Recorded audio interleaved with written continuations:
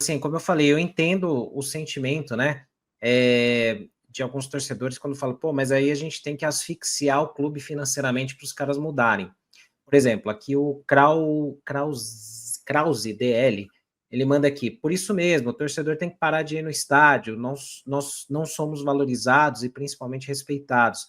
Time sem torcida morre, estão maltratando os torcedores faz tempo". Então, obrigado pela mensagem aí, Krause. Mas assim, eu discordo respeitosamente pelo seguinte: toda vez que isso acontece, sabe o que que eles acabam fazendo? Isso aqui, ó, só para mostrar para vocês. Mais empréstimos bancários. Então, São Paulo pega, por exemplo, a gente começa a secar ali o sócio-torcedor, bilheteria e tal. Mano, eles internamente aprovam mais empréstimos. Teve mais um aval aqui do Conselho para um empréstimo de 25 milhões de reais. Mais um, entre vários que já foram feitos aí recentemente. Então, assim, a gente não consegue, assim, a gente não vai asfixiar o clube financeiramente, porque se você para de ir no estádio, quem se ferra mais ainda não são as pessoas que estão lá, é o clube.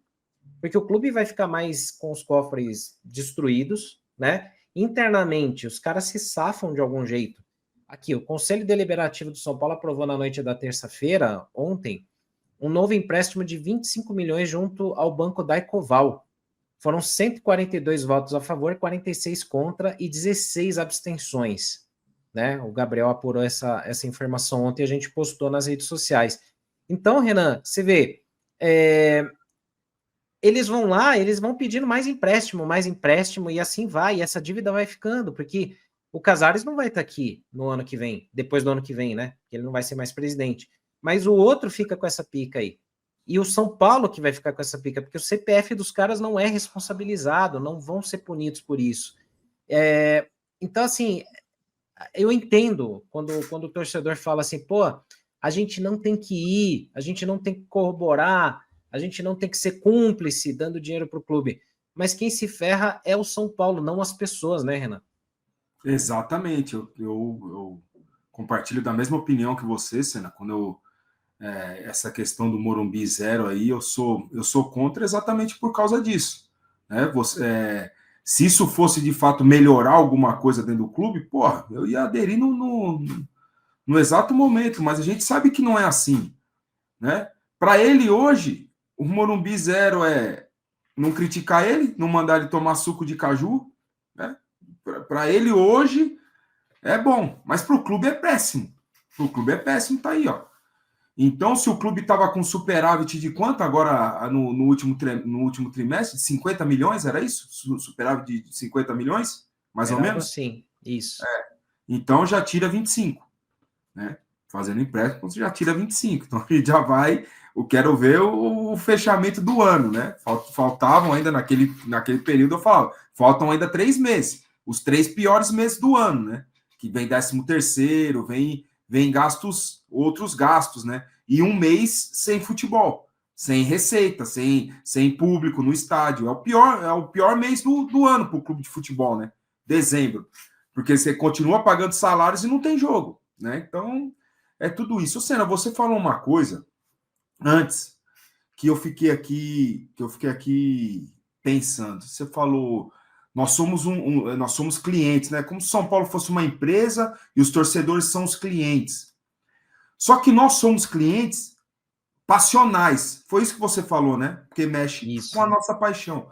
Porra, como a gente é cliente passional, é mais fácil ainda você ter esse cliente passional do seu lado do que o cliente. Por exemplo, eu só vou comprar um tênis se eu estiver precisando do tênis. Eu não vou comprar porque eu sou apaixonado pela determinada marca. Não estou precisando. Eu, pelo menos, sou assim. Tem uns compulsivos, né? Mas no geral, falando no geral, o torcedor de futebol, a paixão, ele é muito fácil de você trazer esse cara para o seu lado, né? E essa gestão, ela faz completamente o contrário. Completamente o contrário. Ela está afastando o torcedor de São Paulo, o cliente, esse cliente passional. Tanto que você falou também do plano de sócio-torcedor, tem caído, né? Os sócios têm caído dia após dia. Por isso, e como é fácil você trazer o cara apaixonado para o seu lado, esse torcedor apaixonado pro lado do clube. torcedor apaixonado dentro do estádio, torcedor apaixonado comprando seus produtos. É muito fácil, bicho. É muito fácil, Senna, né? Só que eles fazem sempre o completamente contrário. E isso tem prejudicado São Paulo nessa gestão nesses últimos 5 anos. E falta um ainda. Né? Então eu fiquei pensando aqui, eu falei, pô, mas, cara, eu faço coisas pelo São Paulo que eu não faria, pensando como cliente passional, que você falou, cliente passional, ficou esse termo na minha cabeça. Eu falei, eu faço coisas pelo São Paulo, para ver o São Paulo, para ir que eu não faria como cliente de uma marca, como cliente de algum consumo básico, ou luxo, ou não. Eu não faço. Mas eu faria e faço pelo São Paulo. Então, como é fácil, né? Cara, é inacreditável o que acontece, cara. É inacreditável o que acontece com o São Paulo. Cara, e é por isso que eles também se prevalecem, né? Porque eles sabem que é um cliente que... Eu acho que foi até o Gabriel que usou esse termo outro dia, que eu achei curioso, né? E ele fala assim, é igual você ir num restaurante, que o garçom vem lá com o dedo dentro do prato da comida, a mão suja, ele cospe na sua cara e você volta nesse restaurante, né? É tipo isso. Porque a gente tem a nossa cara sendo cuspida, o nosso garçom vem com a unha suja dentro do feijão, né? E a gente tá voltando. Cara, é incrível, é incrível. Eles se prevalecem por isso, né? E infelizmente é o que acontece com o futebol, né? Não só com o São Paulo, com vários clubes, mas como a gente está falando aqui do São Paulo, é muito o que acontece. Você vê, mais um empréstimo. Teve um ano aí que eu fui contabilizar no balancete, foram 12 empréstimos em um ano no banco. Imagina. Como que você vai fechar a conta do mês? Você precisa de um empréstimo por mês, pô. Exato, cara. E a gente teve um Arquibancast essa semana com o César Grafietti, que é economista, né? Eu fiz uma pergunta para ele assim, eu falei, cara, como é que funciona? Porque, por exemplo, se eu pego um empréstimo no banco e eu precisar de um segundo empréstimo, eu não tenho crédito, a não ser que eu tenha muitas posses, né? E aí, como é que funciona para um clube de futebol? É na mesma linha? Porque como é que eles aprovam esses créditos? Ele falou, cara, tem vários... Sabendo que o clube está devendo desse jeito, né? Tem isso, né? Aí eu falei, como é que funciona? Ele falou, cara, ó, tem vários critérios e tal, mas assim, tem as receitas futuras. Porque eu vi que no chat aqui o pessoal tava falando, não, mas é por conta da torcida e tal, mas não é tanto por aí. É porque o São Paulo tem receitas a vir para o futuro, direito de TV, de patrocínio, de um monte de coisa. Isso daí é usado como garantia. Então o banco empresta com sabe lá quais taxas, porque sabe que o São Paulo vai ter grana para receber. Então, e você imagina, com tantos empréstimos assim, quanto que o São Paulo já não está comprometido para lá para frente, para anos à frente. E aí vem outra preocupação. O São Paulo está anunciando vários patrocinadores aí para o centenário, para 2030, para daqui a 5 anos. Quais são as taxas de correção desses contratos? Eles não vão ficar defasados?